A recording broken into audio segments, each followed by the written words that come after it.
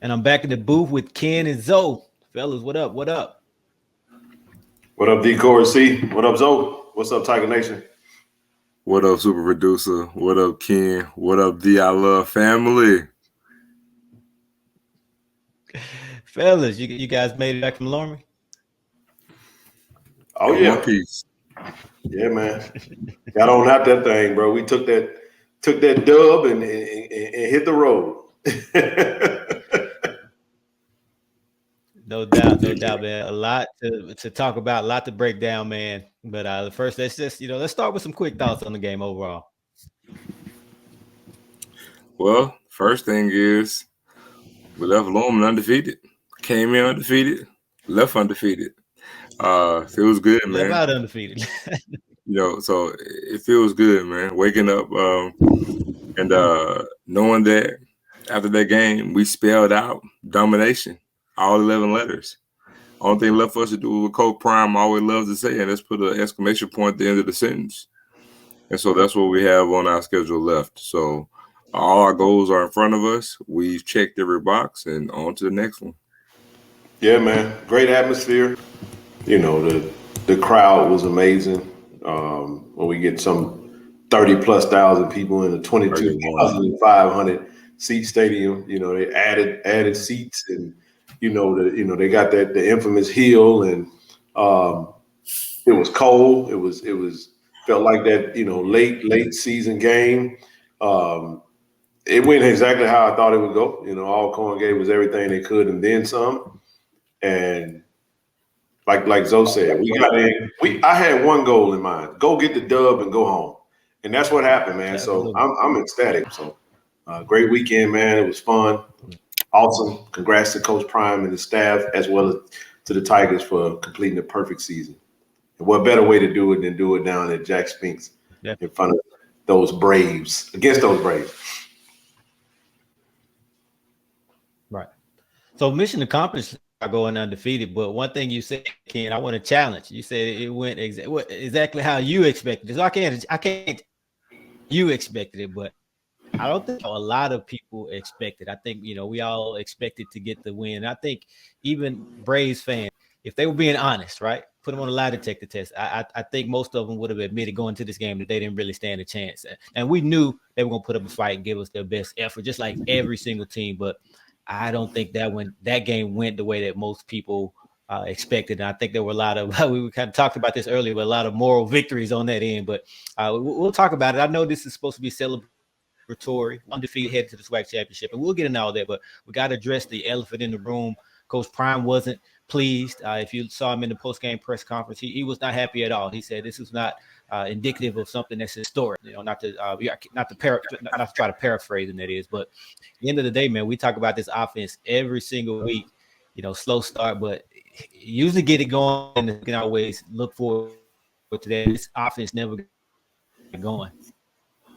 Out there to say that in the first bench rolled the donut, right?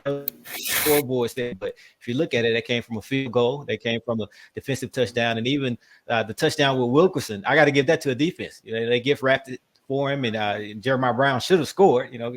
Brought it down to the 1 or 2 yard line. So yeah, the offense gets credit for 7, but I'm giving that to the defense. So to me, the offense rolled the donut in the first half. Yeah, I agree. But I did some thinking, played back a lot of that game and what we didn't do with regards to that. Not taking that from Alcorn because they played inspired football, but we did a lot of things to hinder ourselves to have progress in that game from an offensive point of view. O-line actually didn't play bad. I looked at it. We did a lot of things as an offensive unit where holding the ball too long, trying to get the big play. I think that's been the one thing that's been we got out of character, I believe, in regards to this game because again, it's a rivalry game.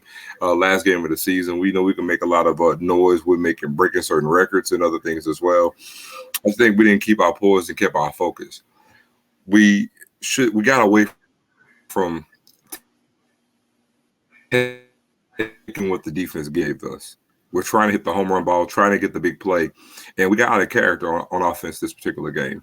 Now, one thing I'll give Alcorn credit for, they they contained Savion fairly well. But outside of that, man, way too many drops, way too many trying to get these huge gains on pass plays. We have plenty of guys running underneath that are wide open, and we're trying to get the big play. And we took sacks that we had no business taking. So you take all of that into an account. If we handle business in that regard, we have too many unforced penalties, unforced unforced turnovers. We had 3 turnovers that were totally unforced by the defense, totally on us. So again, we got things we got to clean up. But instead of being pessimistic about it, Corey, I will say this: I'm glad to have this game in this rivalry game before this championship game, because I would rather have that type of game, against the final game of the season than to have that game in the championship game, or to have that game in the Celebration Bowl. And it's a good thing we have something to strive for and to clean up, because we know for the most part, specifically going to the championship game, what we'll see from a defensive standpoint between whoever we meet in the championship game to what they're going to do to what we can do to get us better going forward. Well, Corey, to your point, and it went exactly how I thought it would go. I did not think this was going to be a blowout. If you look at the past few games and how we've played, and there's a lot of inconsistency on both sides. I felt like being in Lorman, I felt like Alcorn, in a sense, I didn't think we would lose the game. I just didn't think we would blow them out because style of play. They run the ball. They have a very physical running back. So I just felt like when you go back and look at the Alabama A&M game, when you got somebody that could tote the rock a little bit better, they got a little uncharacteristic from even what I thought. They threw the ball, actually had some success. But so when you look at that, I just felt like from a possession standpoint, we weren't going to be able to run as many plays that we would normally do because of their style of play. Styles make fights. And like I said, with it being cold, us being more of a finesse style team that can be physical, in my opinion, but that's the first part of that. I disagree with Zoe. I think the offensive line was atrocious yesterday. I do. I don't mean that to be disrespectful to anyone. I hope they don't take it the wrong way. What I mean by that is, as a unit, we didn't do well. Anytime a defense takes away your running game, we didn't really have a running game, And I think if you go into the game with a strategy to run the ball and you can't get that done, you might have to resort to doing things a lot sooner than what you may want to do. Maybe atrocious is not the best word, excuse me, but according to the standard of domination, y'all got to keep that in mind. So when we say that and we're being critical, we're speaking from a standpoint as to why our head football coach wasn't happy. I get why he wasn't happy, and when you see that, I agree. He made the comment as well. Shedeur held the ball quite a few times a little too long. But when you get to the turnovers, I don't think those were unforced. I think the defense absolutely forced those turnovers. You look at Shane catching the ball and going up the middle of the field. The defense made a play. You look at Shedeur he tried to throw the ball away, but the pass rush was on him, and he couldn't get the ball out further enough, and it just so happened to go to the defense. But overall, like I said, it was kind of a ugly game, man, and it's very the momentum swung. But here's what we said. Zoe and I were talking. We were on the side looking at the game. Zoe made a comment. He was saying the energy was low. Our energy wasn't where it needed to be. I said, Zoe, this one of them games. Our defense is going to have to make a play. The defense got to help the offense out. And as soon as I said that, up comes Justin Reagan with the strip sack. Like you said, Jeremiah Brown scored. He should have scored, which led to Savion's first touchdown. And then you got Travis Hunter coming in. And I know we're going to get into him for sure, but the pick six. So just like that, the whole entire momentum swing, the energy, and the whole stadium changed. And that was really the turning point of the game. So, no, I didn't know it would go like that. The offense was kind of a no-show. And I think sometimes we just got to give credit to the opposing team, because if they make you do something uncharacteristic, or they take away something that you're relying on, you got to dock your head off when they do. But football is a team sport, the ultimate team sport, and we won in an unconventional way. And that just speaks to the type of team that we have. So, yep. So 5 sacks on the day, and 3 of those sacks, I'm pretty sure you recall, they came on back-to-back possessions. I want to say that was the second quarter, but it really kind of swung the momentum back in Alcorn's favor. I think we missed Dimitri Jordan. Ken, I mean, I'll let you speak on that. I know you're real big on Jordan, both you and Zoe. I think we missed him, but I mean, Shedeur was under pressure all day. You talk about the pick he threw under duress, but even when he wasn't under pressure, he was off a little bit early on, at least overthrew several guys. So what are some things that you saw from Shedeur? Was that more of an off day, or did it have a lot to do with that pressure? Well, I think it comes down to Shedeur didn't finish last game, and when you look at leaving the game in the third quarter versus Alabama A&M with an injury, I mean, he appeared to take a hard hit, a little shook up a little bit, and didn't really practice the first part of the week, kind of go into the end of the week and really start to get flow. And you just think, sometimes we think, we got to keep in mind Shedeur is a sophomore. I mean, he's also he's a really good kid that plays quarterback, but you still need that rhythm. You still need that timing. You still need those reps. And not to say you didn't get the reps during the week, but when you're coming off injury and you kind of easing back into that. Now, speaking of the O-line, absolutely we missed Dimitri Jordan. Matter of fact, I'll say this. From in this game, it just looked like we didn't have a lot of bodies at all offensive line, from a depth standpoint. Maybe we had 10 some guys. So when you look at, we had our backup center. We look at Evan Henry was substituted out for Graham, and he pretty much played the rest of the game. But Debo didn't have his best game. We talked after the game, and he wasn't very happy with his performance. I mean, that was very uncharacteristic of what he's done, what he's shown. But when you think about someone like Dimitri, it's good to have that type of depth. So if someone is not having today, if the day just isn't their day, maybe you go to a substitution and you see if you can get something in that regard. And we just kind of didn't have that. It's not an excuse, but it is a reason. So, but I don't think Shedeur had it. That was one of his worst games of the season. And I think he'll be the one that'll be the first to tell us that. But him being the type of player that he is, he still, towards the end of the game, was able to throw, just a beautiful ball to Travis. Matter of fact, he threw 2 beautiful balls to Travis and put him in a place where only Travis could go get it. And that's what you live with that. You live with a quarterback that can have a bad game, but still when it's time, when it's money time and it's winning time, you know that you got a chance to win every single game with that young man with the ball in his hand. Absolutely. Never gets rattled. I always count on him. Yeah, another thing with that, Ken, is the one thing I look at yesterday's game with Shedeur's performance is it was a good check for him. Yeah, you look at a continuation from the previous game, with the hard hit toward the end of the game. And, knowing that this was tougher for him to overcome it. Again, this was something I think that we needed because, it's different if we're having this type of game and everything's going good. As growth comes from adversity. And, being that he was doing this. And another thing I want to add to that is you look at the way last season ended with him performing as a freshman. You look at the last 3 games and his numbers and the way everything tapered down. A lot of people may say there's some correlation with this year as well, because you look the last 3 games of this season with the numbers is pretty much similar fashion.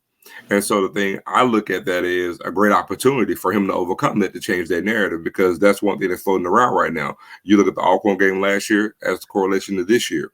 Numbers heading into the Celebration Bowl, because there's, some talk about right now, about Jackson State offense being stagnant and pretty much mirroring what we did last season going into the Celebration Bowl. And that's why I'm appreciative of the performance like he had, because, again, he overcame that. And he still willed and led us to victory with those touchdown passes. Now, granted, we have Travis Hunter, which is a great thing as well, because nobody else has that. But also you can use that as a segue into the championship game, because I can assure you, if Shedeur bounces back and gives a Shedeur performance like we're used to getting, then that'll kill that noise. Now you're talking about having some great quiet confidence going into the possible Celebration Bowl, and none of that cloud will be over the team. Great point. So with this offense, So I noticed some things early on that were, I would say, uncharacteristic. Some decisions by this coaching staff, just kind of uncharacteristic of them, because this is an aggressive group. They'll go for it on fourth down. Late in the second half, they're going to go for the touchdown or go for the score going into half, regardless of field position. So obviously, we went for it on fourth down on the opening possession, came up short. But on that second go around, we decided to take the points. Right? That's kind of atypical. We talk about this team. We always go for it on fourth. Granted, it was a 38-yard field goal, so it was obviously within the range of our kicker.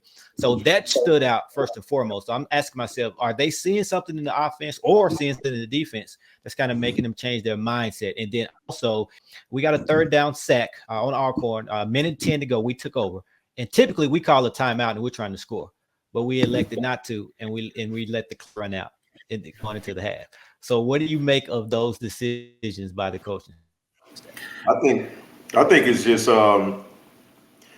knowing you know your team, you know the flow that you have or don't have. I think when you go for it on first down, you don't want to be in a situation like Southern where we went forward and then went forward again and we elected to not take the points. I think you also look at the third down, kind of where what put us in that situation. It wasn't less than 5 yards. You know what I mean? We would have had to pass the ball, and based off what we had already shown, the decision to go for the points made sense, because what it does, it allows us to put some points on the board first and foremost, but it also allows the offense to take a break, and it also allows the defense to not have to run right out on the field. The other thing, Corey and Zoe, is the momentum, because you're also away. It's electric in the stadium. They already got crunk and got hyped after they stopped us the first time. If you let them stop you again and you don't get nothing out of it, I think that was probably the thinking. And then when you fast forward and you look at what we had done throughout the offense, that really didn't give us much. It was the defense that was performing. So if you got a long field that you got to kind of drive, even if it is just a minute, you kind of just go ahead and take what you can get and let your defense be the star of the day, because we knew that when we were going back out in the second half, the defense was going to be, on the field first. So if you're going off of what you've shown, you haven't really given up much. Now you go and stop them, you get the ball back, and then the offense kind of take over from there. So that was my thoughts on it. I'm not sure if Zoe has a different perspective, but that's what I had on that. I actually thought about it, Corey. And first things first is every other thing that we did previously, it wasn't championship season. It's November. That was the first thing. Second thing is we were on the road and we lost the coin toss. We received the ball. Every other time that we made this move, we were either at home and we were getting the ball back to start the second half. So that changes the complexity of a lot of decision making, because again, let's go with the defense that we have, go ahead and get points on the board, because at the end of the day, we're still only giving up 10 points a game. Be it as it may, even if we get points, we're ahead of what we need to be, you know what I'm saying, and knowing we have the defense behind us. Because even as close as this game was yesterday, we still only gave up one touchdown. One touchdown and 2 field goals. And that touchdown came on their second possession early in the first quarter. Mm-hmm. So things still fall into play in their regard. So I think Coach Prime had on his mind, again, I think once we realized that we received the opening kickoff, and that changes, a lot of things with regards to what we're going to do and how we're going to do it. Because if you go back over the season, I actually talked about this earlier today, and that is whenever we did certain things, it's because we won the kickoff and we were getting the ball to start the second half. So, we keep talking about this defense. Obviously, defense came through as usual. That's nothing new. But, Ken, you talked about not expecting it to be a blowout because of the style of play, because of their ability to control the clock, obviously with the ground game, coming in with the, Jarvion Howard, number one rusher in the SWAC. But really bottled him up. Now, he got close to 100 yards. I think he got 96 yards, but it was on close to 30 attempts. So if you look at the per rush average, about 3.5 yards per carry. So talk about the job that they were able to do on Howard. Well, I think the job that they did on Howard was to be expected. Zoe made a great point that, we got an all-world possible NFL draft linebacker by the name of Aubrey Miller, who got a Senior Bowl invite, who's tailor-made for a Jarvion Howard in style of play. But if you look at what the coaching staff, this is a sign of a fairly decent coaching staff. It's really just come down to just simple football. You know you have a juggernaut at running back. You know that JSU is an aggressive defense that plays a lot of man, single man on their DB side of the ball. So you're coming in automatically expecting to allow Jarvion Howard to really be almost like a decoy, because you know they're going to put 7 or 8 in the box. It's going to leave us with one-on-one coverages with our receivers. So you can tell by the way they went into the game plan that they were planning for us to take Jarvion Howard out of the game. Now, they knew that he's a star running back, so he can make something happen. If he break one tackle and he got some wiggle and some speed. I was telling Zoe, his 0 to he goes 0 to 60 on a cut, and I don't know how. His first step and his ability to go, he's very quick. So with that, you just kind of live with it. Now, the defense did what they were supposed to do. The defense, they took him out of the game. They held him down. Javonte Davis had a great game. Aubrey had a great game. Baron Hobson had a great game, as well as Jeremiah Brown. So when you look at even Khalil Arrington coming in and doing this thing, now they did what they normally do. But what was uncharacteristic for Alcorn was their quarterback actually throwing balls and making passes. Because I honestly didn't think that the kid had a decent arm at all. That's so the thing. That was shocking to me. That was the thing that really got it. But Brian was shocked about it too. Yeah, you can tell that they anticipated Howard to not. I'm not gonna say they just expected him to not have a big game, but you knew that Jackson State was gonna zero in on Howard. So we have to, in order to beat them, we got to throw the ball. And they had a strategy, and it worked for them. But the defense, it worked up to a certain extent. Let me just say it that way. The defense did what they needed to do, and they stopped it. I got to be honest, you guys. Like we mentioned earlier this season, it's one thing to get caught in the emotion when you're watching the game live, but when you take a step back and rewatch it, it totally changes your perspective. And rewatch. Honestly, fellas, if you sit there, if our offense gives a halfway better performance, this game isn't close. And I'm gonna be honest, defense did what he always does. Because even on those passing plays that their quarterback got, he still only had 170 some yards passing. So the biggest difference between this week and all the previous weeks is that this quarterback was able to have 6 completions to get 6 first downs. That's it. But here's the thing, though. So you said he had how many passing yards? He had 181, I believe. He had 153. 153. Well, Lawrence had 153. Adams came in and threw for a couple of yards. Yeah. But this is why I asked that. Total. The first time this season that our defense has given up 150 yards passing.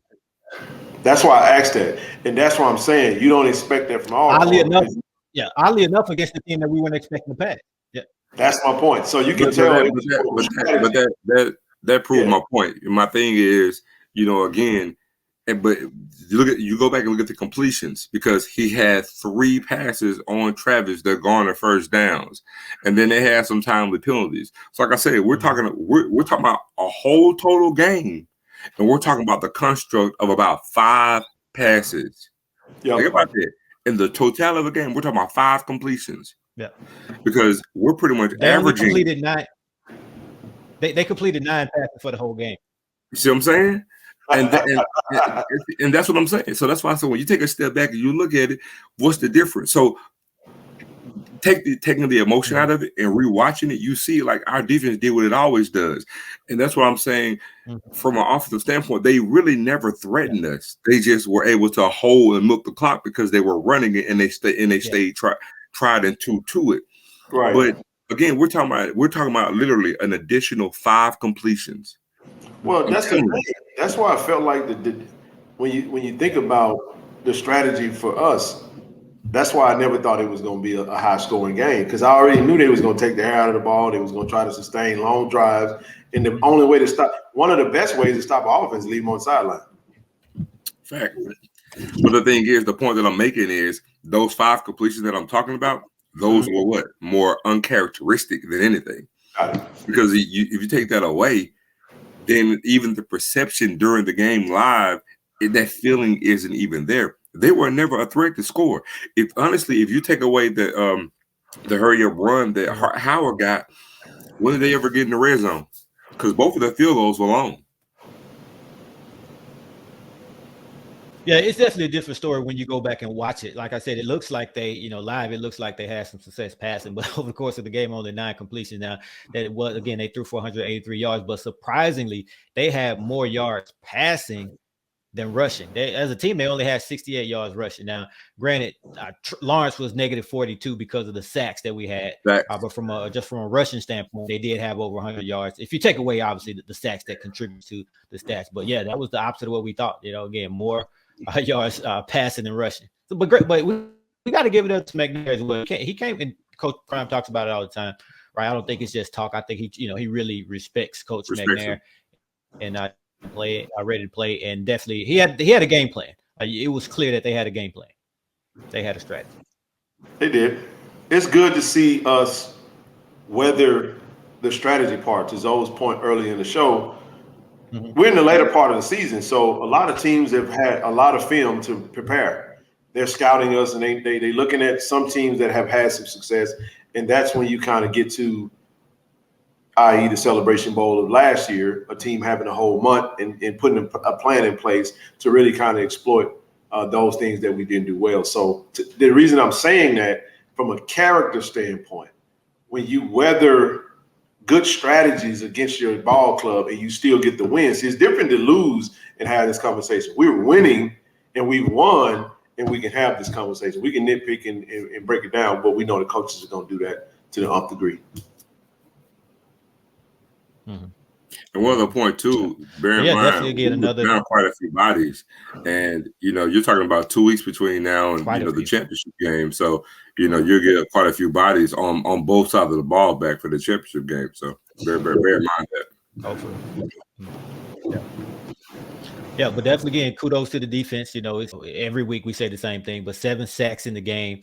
They held Alcorn to 417 on third down. That was huge. And defensively, this is the 10th opponent that Jackson State has held to under 14 points for the game. So great job, defense. We got to, we named a couple of these guys, but I want to definitely shout them out and give them some shine. I want to start with Durante Davis. I think, man, he was huge. He was huge. I think this was his best game in the Jackson State uniform. Yes. I mean, he was hitting hard too, man. He looked good at it, doing it. He looked like he was having some fun, man. I enjoyed watching him play. Yes, indeed. We got to give it up to Mike B, because Mike B's boy showed out this game. Old Reagan, Hey, I got a text in the middle of the game saying that ESPN had stated that Justin Reagan had accounted for a negative 47 yards at the time that way. So I feel like Justin Reagan's strip sack was the turning point of the game. It really was. I know we talk about the pick six, but I said that fumble changed the complex of this game, and that was the thing that really propelled us toward winning. Yeah, man. Reagan had the tackle on skates. Yeah, and we discussed this on Twitter. We're talking about a guy coming obviously from the previous regime, coming on as a walk-on, right? And Trey Anderson was kind of joking, talking about, man, I can't remember exactly what he said on Twitter, but he basically said, man, he came in, he couldn't walk and chew bubble gum at the same time. That's basically what he was saying. But, just commending him on the growth, man. So happy for him. Again, we talk about it. We talk about it, DJ Stevens. Zoe, you made the point of just sticking it out, not giving up. And, man, this guy is, I don't know if he's going to play on Sundays, but I think he's going to have an opportunity to play football after he leaves Jackson State some in the league. Most definitely. And yeah, again, happy that they stuck around, man. And look, he couldn't walk into bubblegum at the same time, but he can walk and push his tackle back. I can tell you that. No doubt. And Ken, of course, that was the turning point of the game. But I think one of the bigger plays of the game defensively, we're going to get to it. But man, Travis Hunter, talk about this pick six, man. I mean, it was. He looked like. I mean, I don't, you don't want to say a man amongst boys, but we talk about the talent gap, right? FCS, FBS, SWAC, whatever the case may be. Granted, as a conference, I think that the SWAC has improved its overall talent in the past couple of years. Obviously, a lot of it has to do with the transfer portal, but just from a recruiting standpoint, coaches are going after the 3 and 4 stars, they're landing them.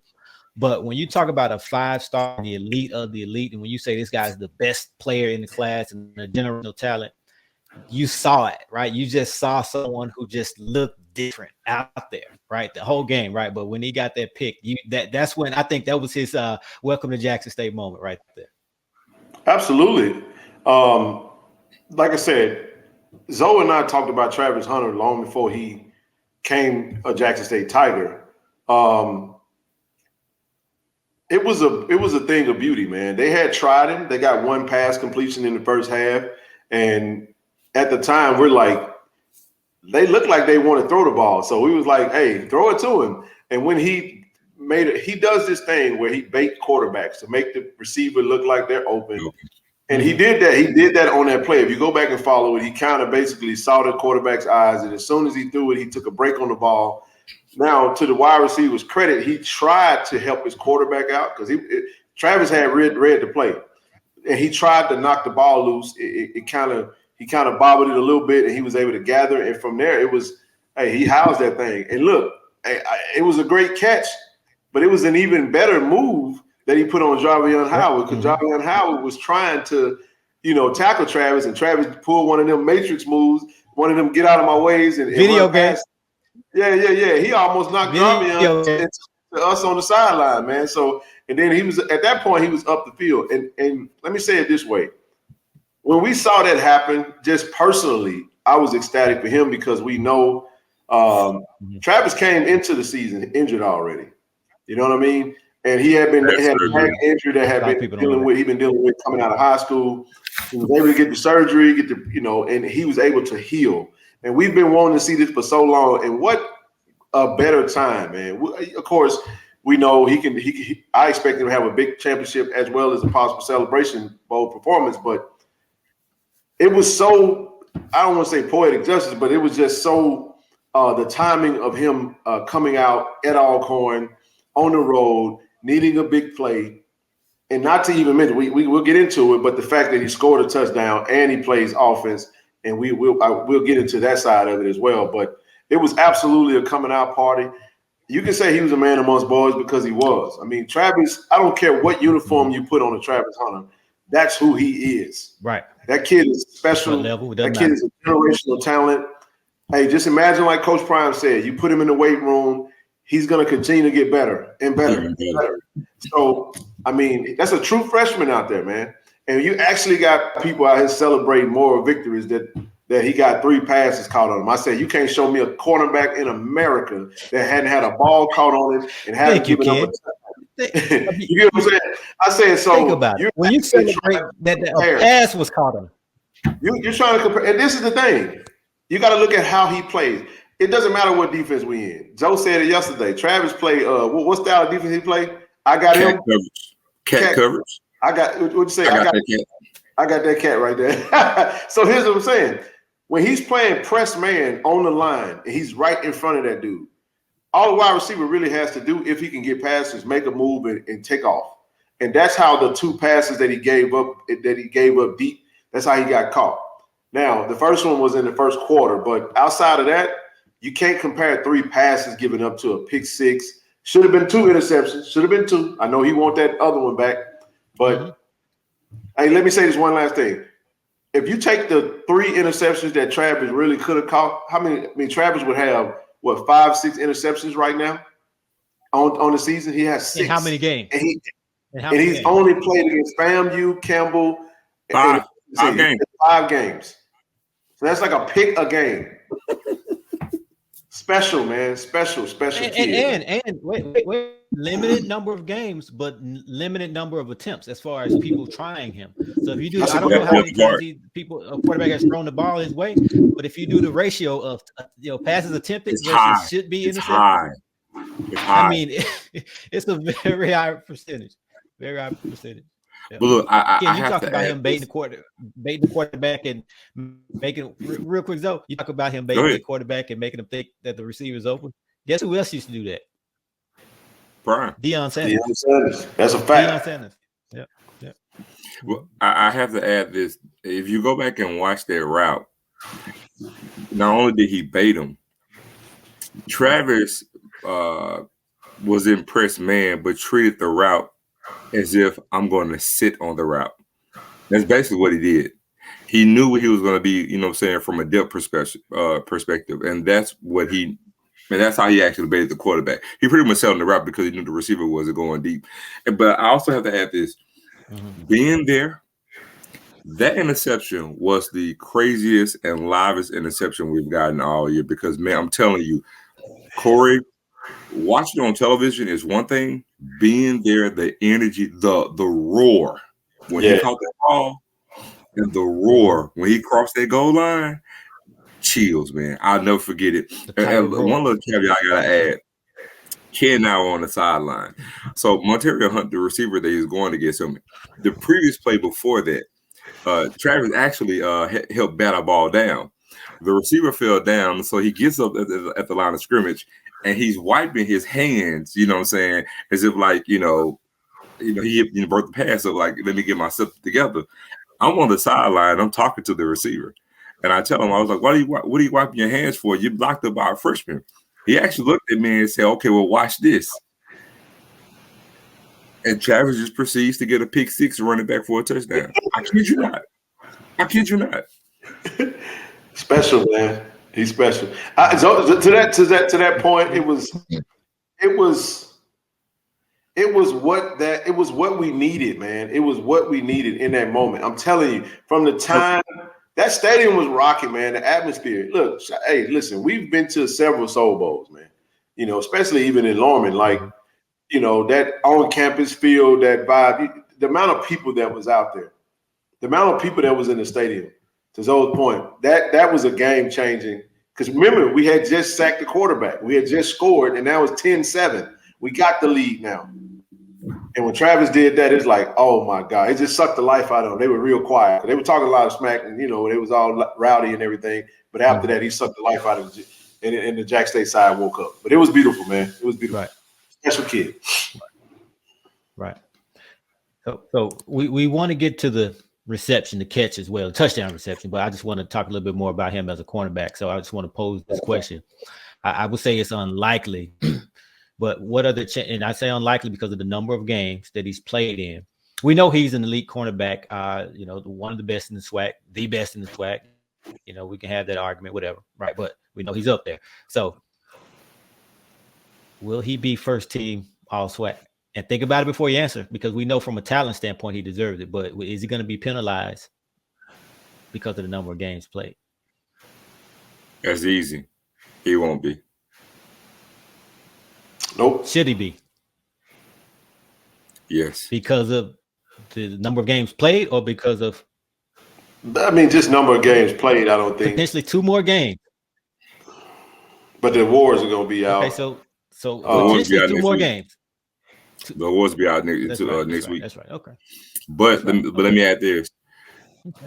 Is they're not going to look at it in this way, but I attribute it to, and I'll give you a good example, Savion and Jarvion Howard. And the reason why I bring those 2 names up is because Jarvion Howard right now, his season is over with, end of the regular season, but Savion will be the conference leading rusher, right? But people will automatically say, well, he played 2 more games. And I'll say, no. Jarvion Howard has about 2 more games and carries over Savion right now because Savion really didn't play the first 2 games of the season. You see what I'm saying? See how this relative? Saying the number of games is low-hanging fruit. It's about the amount of time that you play, to add to your point in regards to Travis.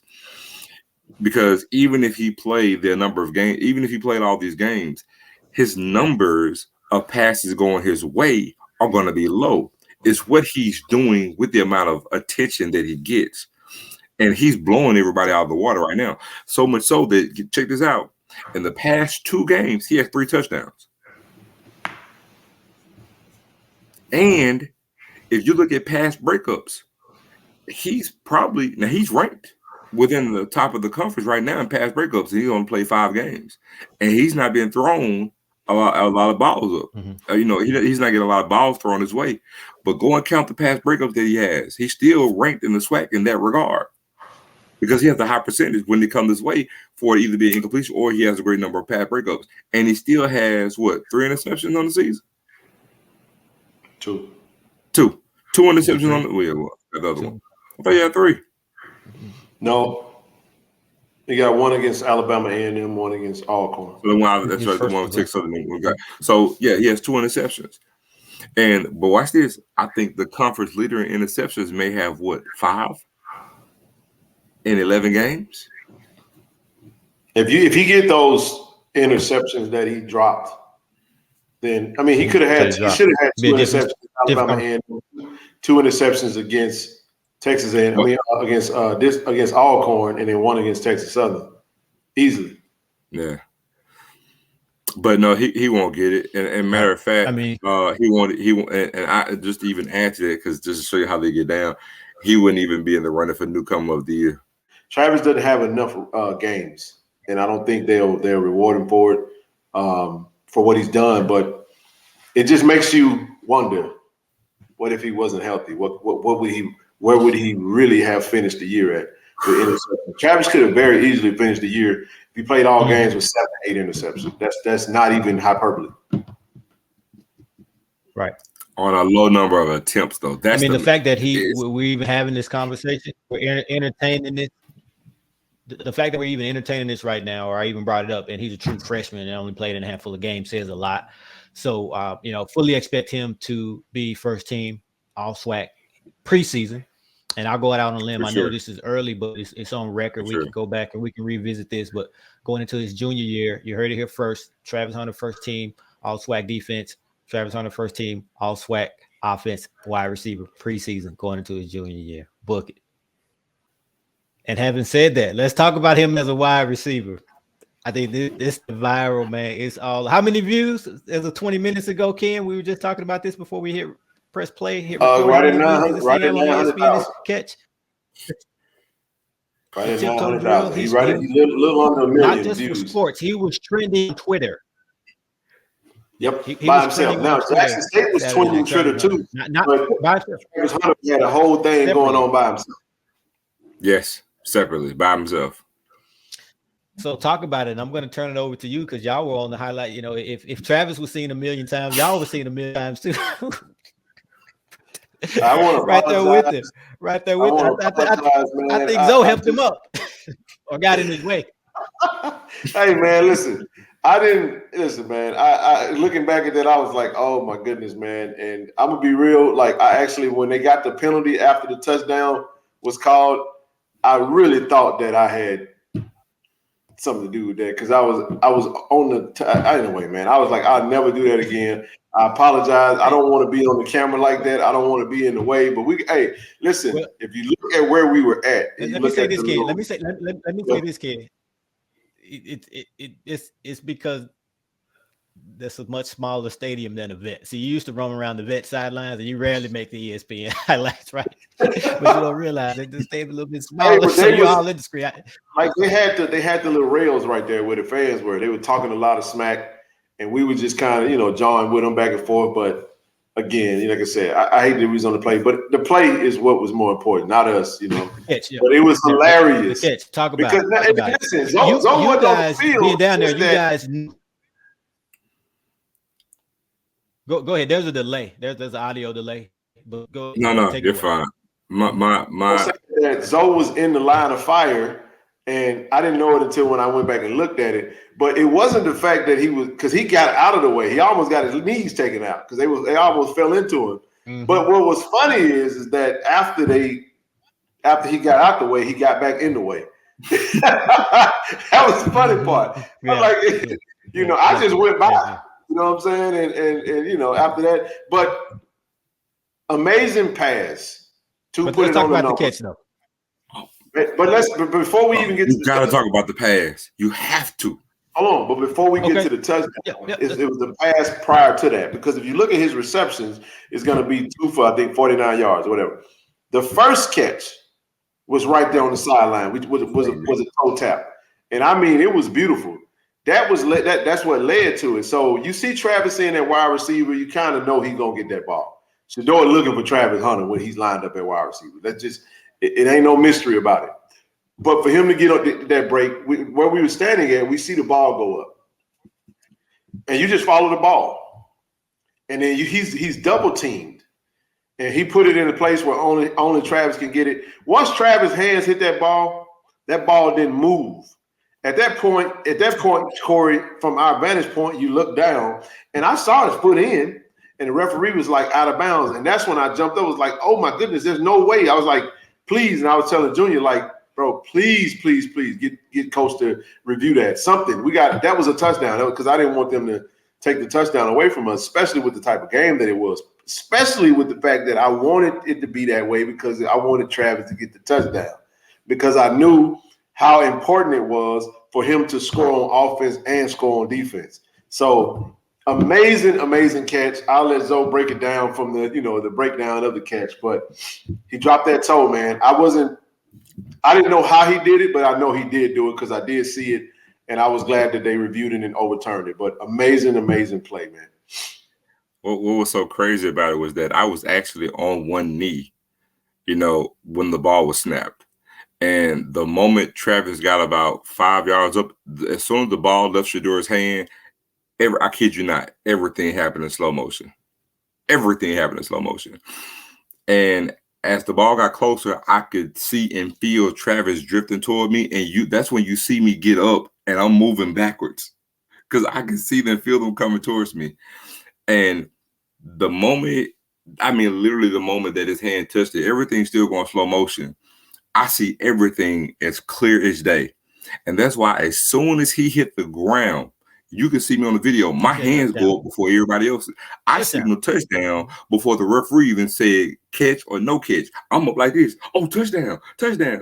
But what's crazy is because me and my brother over here, we're so in locks up and in tune with each other. As soon as the side judge comes up and yells incomplete, at the same time, me and Ian both review. We both said no review. I'm like, bro, I'm not being a Jackson State fan. I'm a football fan at that point. Forget a Jacksonian. I'm a football fan. And I'm like, oh, no, it ain't even close. It's a catch. So we're hollering, let's review. And we see Bucky, Deion Sanders Jr.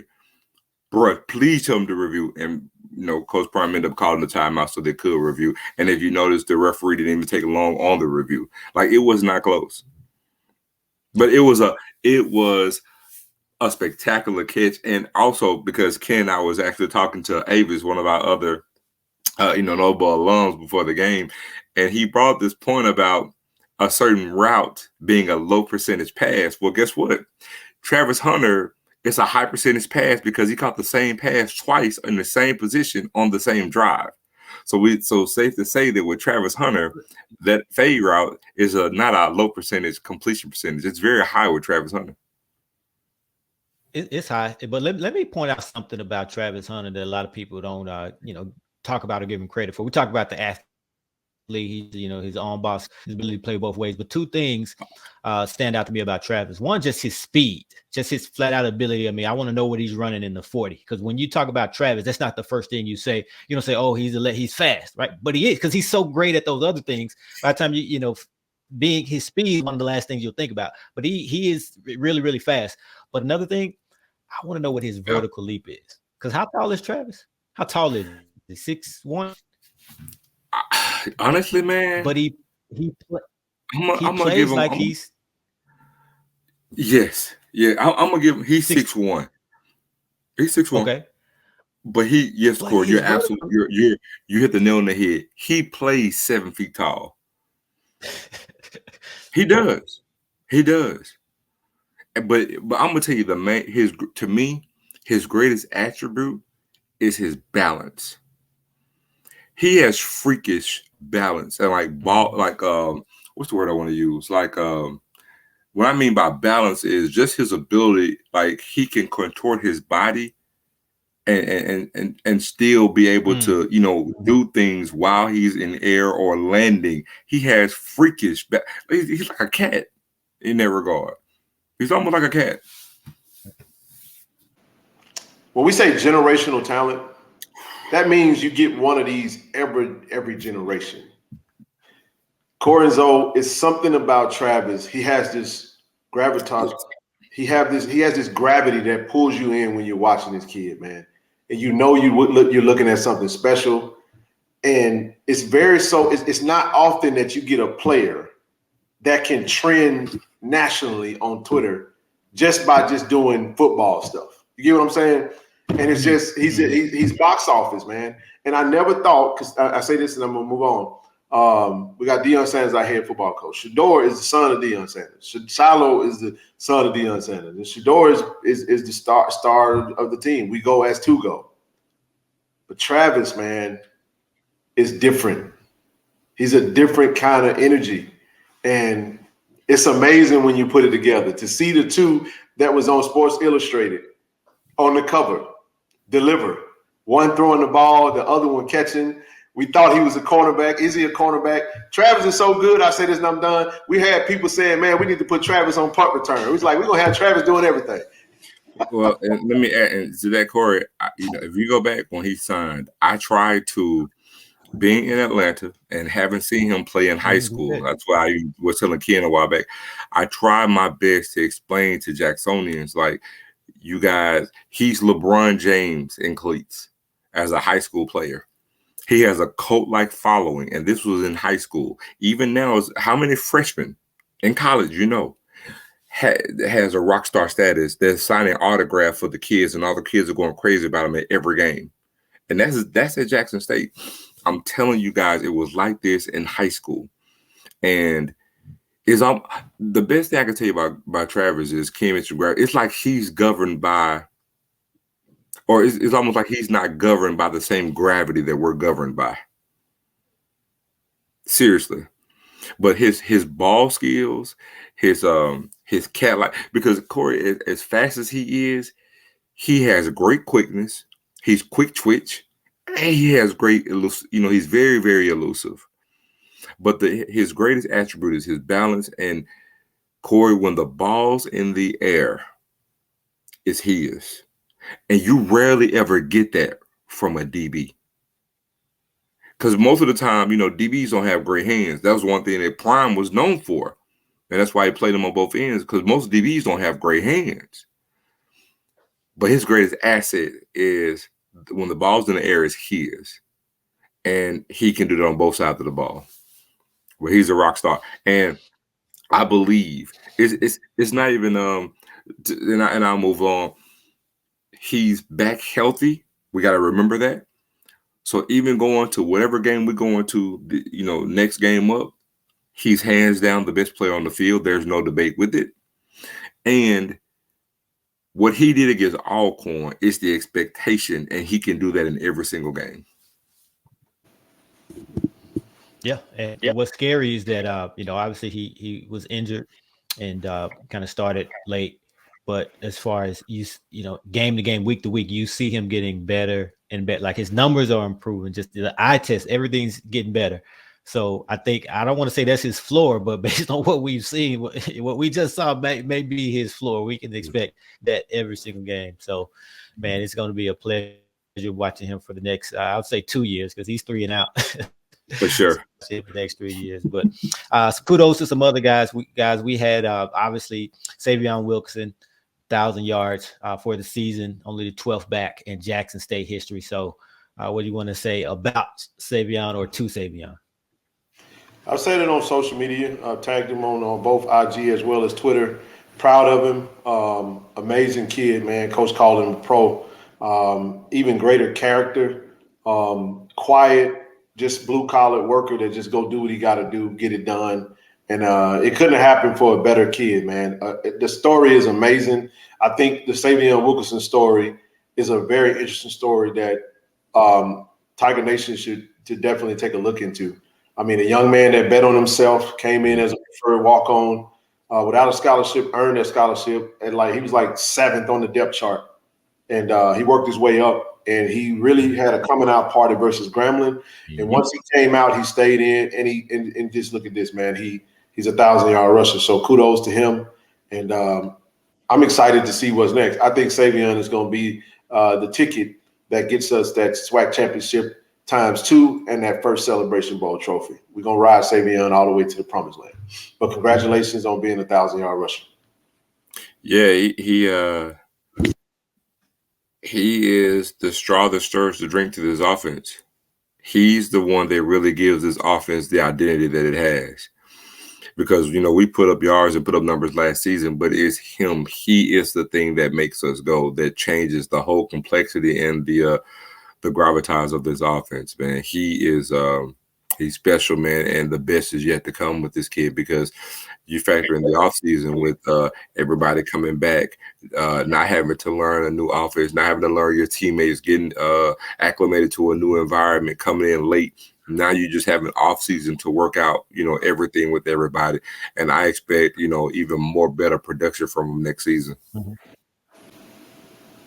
Absolutely, man. And he has accomplished a rare feat as well. He's a running back who has 1,000 yards in 2 different conferences. Two different schools. Man, just that kid is special. Mm-hmm. Absolutely. And look, all right. And of course, Shedeur Sanders broke a couple records. Go ahead. My bad. It was a delay. Go ahead. My bad. It was a delay. Okay. Shedeur, again, 2 records broken in the game. Single season completions record, and then, of course, touchdowns, 32 touchdowns in dramatic fashion, right, with the pass, right? I don't think you can ask for a better way to break the record, I'll consider, but breaking Robert Kent's record.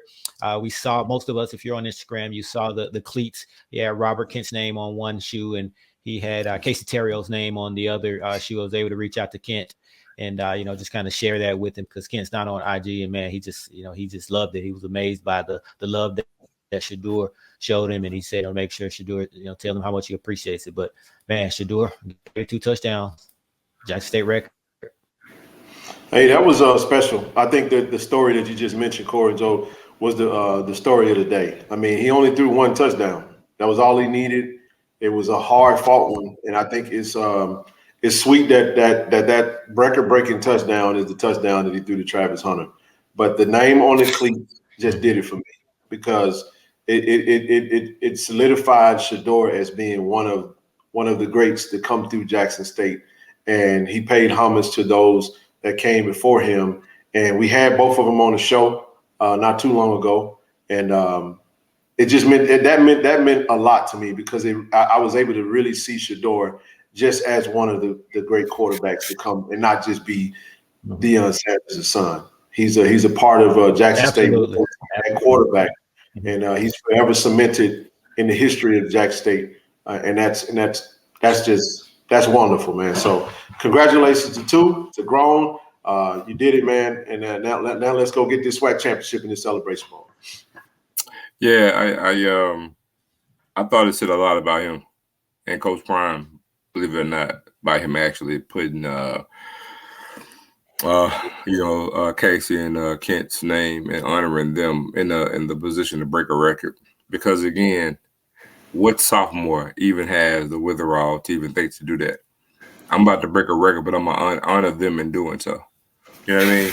So, and to me, it speaks of him as a leader, a leader of men, and being gracious and being humble about it, and thinking of others in the process of creating your own milestone.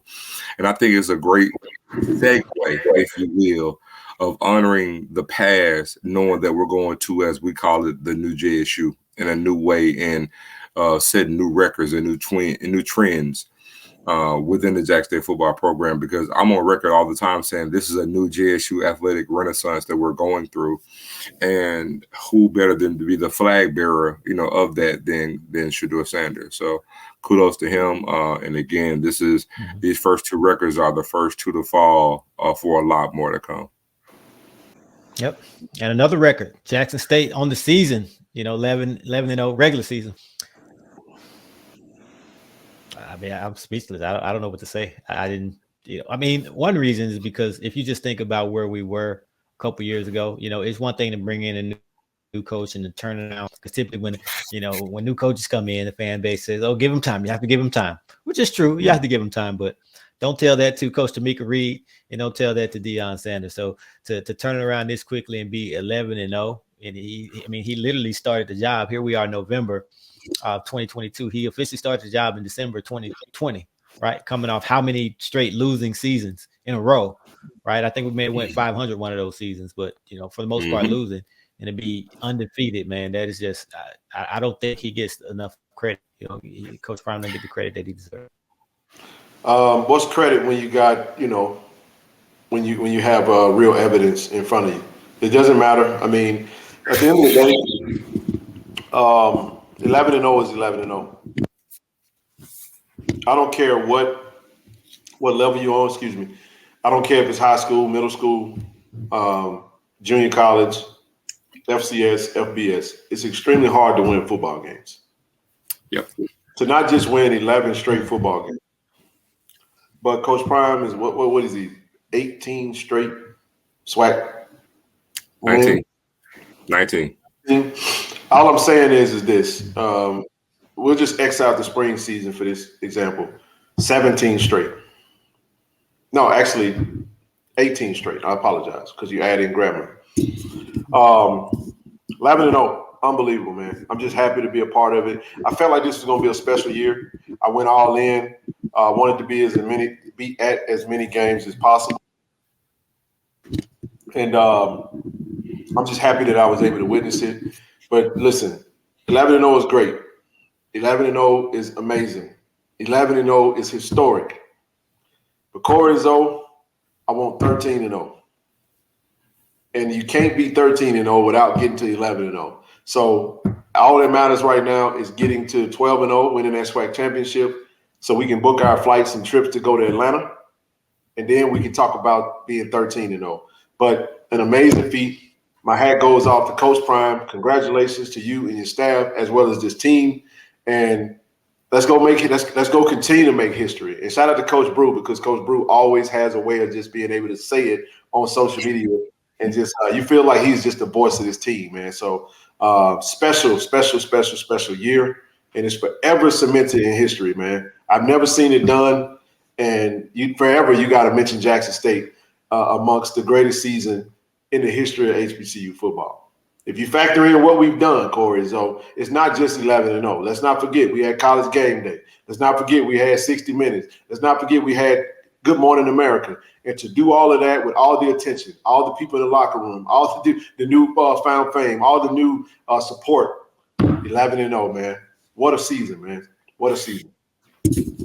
And let me just say, it's the second undefeated season in Jackson State history, but it's the first 11-0 season. We always have to pay homage to the Iron 13, but the difference is with the Iron 13, they went 6-0. And so, and that was a full season.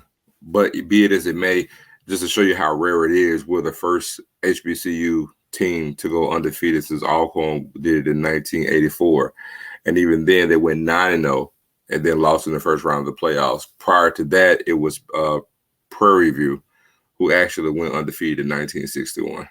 Well, Alabama State went 10-0, and they had a tie. And that was in 1991.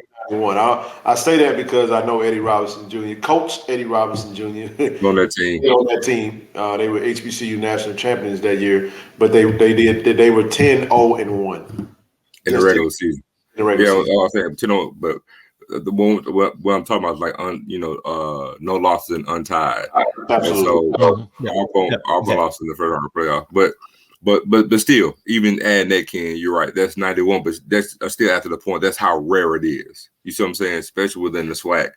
So again, it hadn't been done in a long time, and we did it. And again, nobody did it under the construct of the way things are now.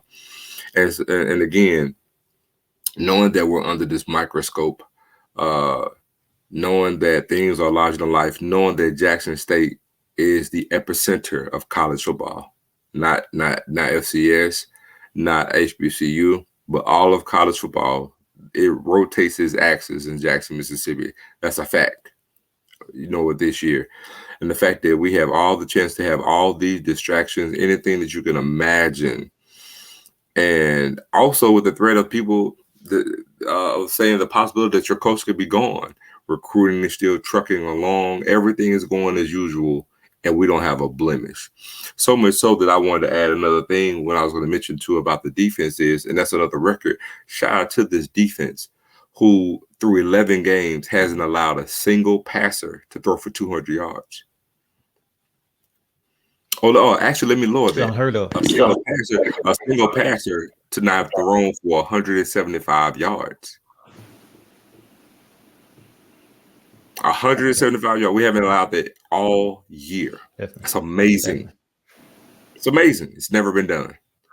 And trust me, when the season is over, when you actually dig through and actually crunch the numbers, I'm telling you, people are going to be amazed at like, whoa, I didn't know it was like this. But yeah, man, these guys band this together. But kudos to Coach Prime. Yeah, no doubt, no doubt. All right, fellas, 11-0. Like you said, we got 2 more to go, and the first one will be 2 weeks, December 3rd. Get there, the vet. We got to pack it out. SWAC championship game. It's great to be back in the SWAC championship game, and it's lovely for it to be at the vet. No better venue than the vet. The SWAC championship game should be at the vet, even if Jackson State is not playing. That's me. I'm biased. I like that. But that's it, fellas. That's it. But we'll catch you at the vet for the SWAC championship. Yes, sir. See you on December the 3rd in Jacktown. Go Tigers. And listen, before we go, to any and every Jacksonian that can hear my voice, please, we need to sell this game out, because by doing so, this is the benefit of having the championship game on our campus. This is a game that can truly be a moneymaker for us. So let's pack this thing out. Let's sell it out, because this is the benefit of hosting a championship game. Let's remember that. Let's do it. Go Tigers. Go Tigers. Let's go. Go Tigers.